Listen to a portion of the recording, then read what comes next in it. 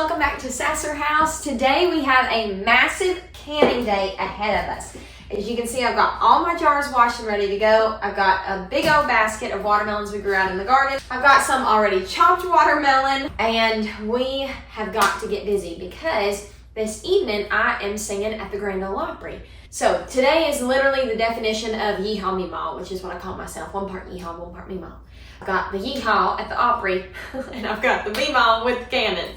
So we've got to get started. The first recipe we are making this morning is watermelon lemonade concentrate. I'm so excited to make this. I have heard of people doing strawberry lemonade concentrate, and I've always wanted to try it, but I have never heard of watermelon lemonade concentrate. So this will just sit on our pantry shelf, and we can pull it out and dilute it with like 1.5 jars of water and add ice and have yummy homemade watermelon lemonade. So that's gonna be really fun to have. Now I'm doubling this recipe because we have so much watermelon. I have some pre-chopped right here that we had just been eating on, but I decided that I want to go ahead and use it for this big old canning day. So I have some of my yellow watermelon and some of our normal red watermelon. I'm gonna mix them, and that might make our concentrate like not as vibrant pink or red, but I don't mind. It'll taste just as good. So what we're gonna do is load this up in our blender, and we're just gonna pulse it because this does still have the seeds in it, and I can't be bothered to go through here and get all these seeds out. But I don't want to pulverize the seeds and get them all yucky. But we will be using a strainer, so I think it'll be fine. As you can tell, this is my first time doing this, so we are learning together. We actually put this watermelon in the freezer because we went out of town after we had sliced it up, and we knew we wouldn't get through all of it and it wouldn't stay good. And so I thought that I would use it in this canning recipe, and I set it in the fridge overnight, but it is still pretty frozen. So what I think I'm gonna do is blend it up and then heat it on the stove for a minute so it'll be easier to strain. And I've just got this on low heat, and I'm gonna add that in because it's like a slushy right now, which would be very refreshing and delish, but difficult to put through a strainer. So I'm just gonna heat it till it takes that little chill off and it's nice and liquidy, and then we'll put it through our strainer. Get all the seeds and anything else we don't want in there out. Okay, now that it is nice and liquidy, I'm just gonna pour it into our little strainer and use my spatula to push it all through there and get all that juice out.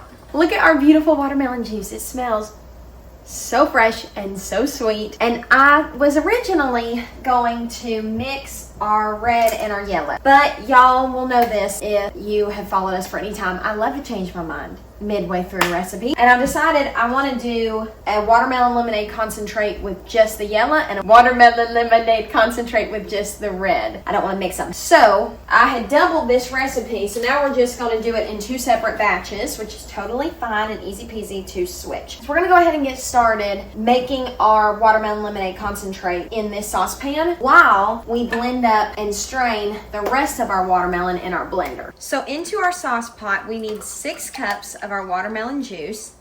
Got my little Pyrex pitcher right here, so I'm gonna fill it up. There's 2 cups, 4 cups, 6 cups.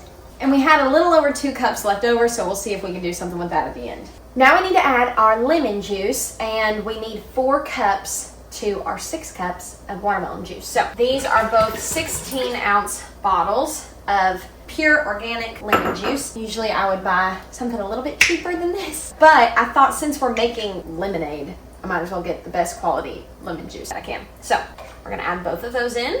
And the last ingredient is our sugar, and we need 6 cups of sugar.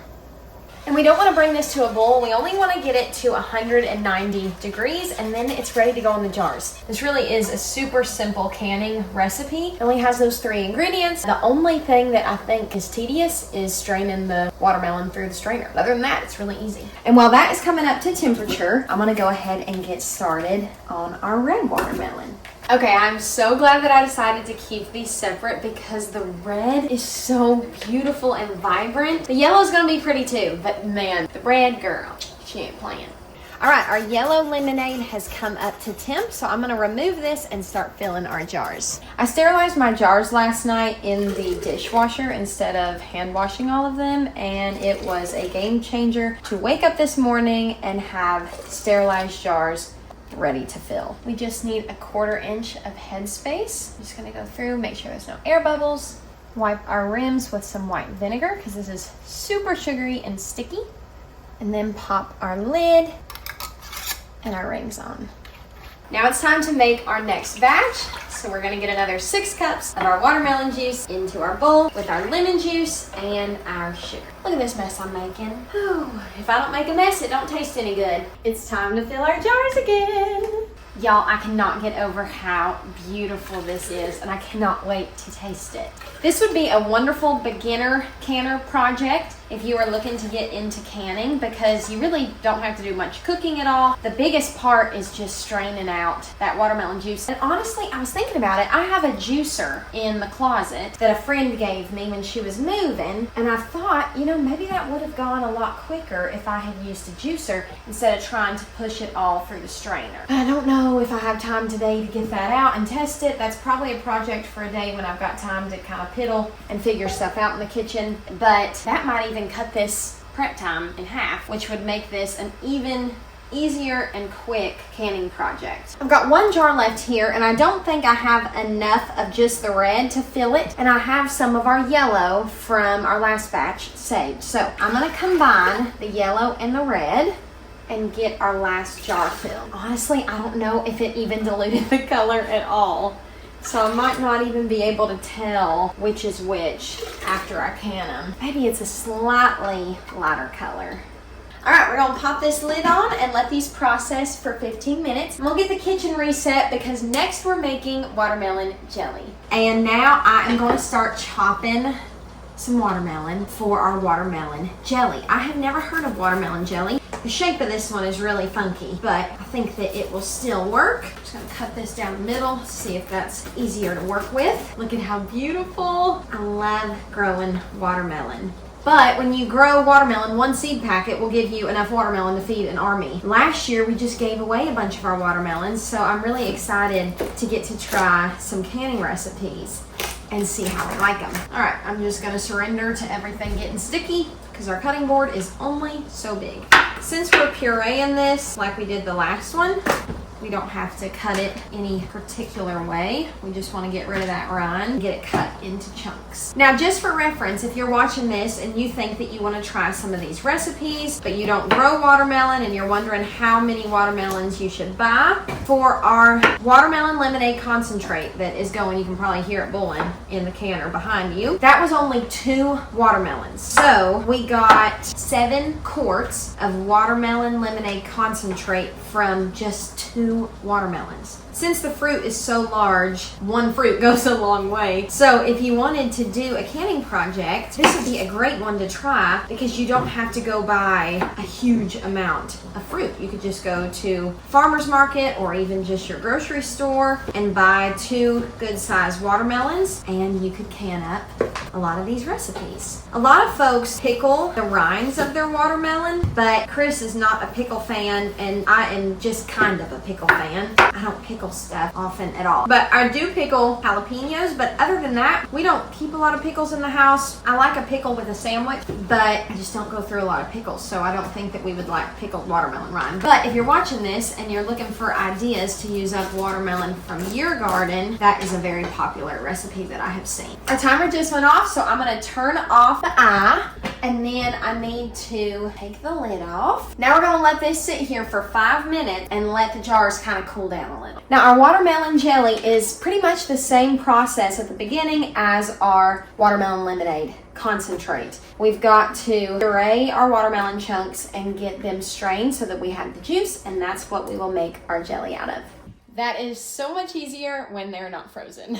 All right, our watermelon lemonade concentrate is done. I'm getting it out of the canner, and it looks so beautiful. I'm so excited to have this on the pantry shelf. I feel like it's just going to be a yummy taste of summer whenever we want. And goodness knows that it can get dreary in Middle Tennessee in the winter. And I feel like this will be something that will just brighten our day. This also strains so much easier when you use it like not frozen. But it's good to know that you can freeze watermelon. You can cut it up and freeze it. And I think you can eat it frozen. Chris says that he loves eating it frozen. So you could always just freeze it in the summer and then pull it out and have it like as a snack. Or you could freeze it if you don't have time to can it, if you want to make like jelly or the lemonade or whatever, and you can use it later in canning projects. The freezer is a lifesaver when it comes to canning and preserving your food and putting it up for the winter. I do not know what I would do without a freezer. I wouldn't be able to preserve all the food that I do out of the garden if I didn't have my freezer to save me some time. I may not be rich in money, but I am rich in watermelon juice. We have so much watermelon juice, and we still have 3 more watermelons over there and more out in the garden. So let's see how much jelly we can make with all this. This is leftover from our last batch when we were making the watermelon lemonade. And then this big old bucket is what we just used. So for our jelly, I'm doubling it, and we need 8 cups of juice. So we've got 2 cups right here. There's 4 cups, 6 cups, and 8 cups. Even with our 8 cups in the pot, I still have 4 more cups. So I could triple the recipe, but I only got 2 boxes of the low sugar pectin. I've got a bunch of the original pectin, but I don't know if I can use the original and the low sugar, and I'm not going to vary from the recipe since we're canning. So I'm probably gonna put this in the fridge and figure out something to do with it later. The ingredients for our jelly are super simple as well. You have your watermelon juice, sugar, low sugar, pectin, and a cup of lemon juice. So I'm gonna get everything added in with our watermelon juice, and we'll get it to a full rolling bowl. Now you don't wanna add your sugar in immediately. You're gonna add that in afterwards. So we're just gonna bowl with the lemon juice, watermelon juice, and the pectin first, and then we'll add the sugar. And while we're waiting on that to come to a boil, I'm gonna go ahead and get my sugar measured out so we can add it all in at one time. We need 6 cups total. All right, it's boiled for 1 minute, so now we're gonna whisk in our sugar. All right, our jelly just got done boiling for the appropriate amount of time. And now I'm going to get our jars down on our towel so we can start filling them with our jelly. I was just telling Chris that I have done all kinds of jam. I've done strawberry jam every year since I started canning, and I want to say I started canning 4 years ago because I remember the house that we lived in, and I know that we've lived in this house 3 years. Or maybe it'll be 4 years this year. Maybe we've only been married 5 years, so I think I've only been canning 4 years. The first thing I ever canned was strawberry jam, but I have never done a jelly. So I'm really excited about this. I do know that Chris has said his favorite jelly of all time is apple jelly. I definitely see making apple jelly in my future. All right, we're gonna ladle our jelly in, and we need 1/4 inch of headspace, just like last time. There we go. Check for any air bubbles. And then wipe those rims really good because this is super sticky. We'll pop this in the canner. We got literally the perfect amount, and look how beautiful it looks. We were able to fill 12 half-pint jars, and I can fit exactly 12 half pints in my canner. So we're gonna lower this down into the water and process these for just 10 minutes. All right, our timer just went off, so I'm gonna turn the eye off and get the lid off of this canner, and we'll let these sit for 5 minutes to kind of acclimate to room temp, and we're done. And just like that, we have another canning project done. Did you hear that? I love listening to them pop. Now we're just gonna get these out of the canner, and we'll let them sit for 24 hours to make sure they're totally sealed. Check all the seals then, and put them up on our pantry shelf. All right, I got the kitchen reset and cleaned back up. My canner is gonna stay out because tomorrow we're actually going to can some blackberry jam and blackberry jalapeno jam. So I'm really excited to take you along for that as well. But today we got an incredible preservation project done, and we got all kinds of jars. So we have 12 jars of the watermelon jelly, and then we got 7 quart-sized jars of our watermelon lemonade concentrate. I am so excited about this. We actually already tried a little bit of the watermelon jelly because we had never had it before, and there was a little bit left over in the pot, so I saved it and I've got it in the fridge, and Chris and I both tried it, and it is so delicious. It just tastes like fresh, delicious watermelon. We have yet to try this though, so I'm really excited to open one of those up here soon, and I'll be sure to let you know how we like it.